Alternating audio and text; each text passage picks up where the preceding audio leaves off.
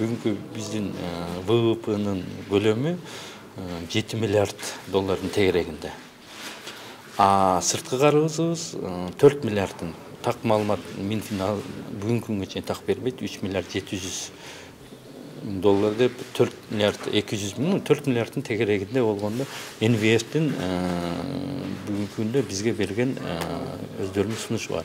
Силердин сырткы карызыңар ВВПдан, ички продукциясынан 60%-тен ашып кетти.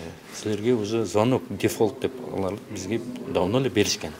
Буга таянсак, биздин сырткы карыз сөз албетте бул кооптуу. Сырткы карыз алууну биз токтотушубуз керек. Анан айтылып аткандай, ички бизде көмүскөдө көп көмүскөдөн чыкпай атпайбы бүгүнкү күндө. Ошон үчүн ошону чыгарганда анан кийин ички экономиканын, биздин экономикабыздын ВВПнын көтөрүлгөнү билинет. Ага чейин бүгүн болгон цифра менен караганда бүгүн бизде дефолттун алдында турабыз.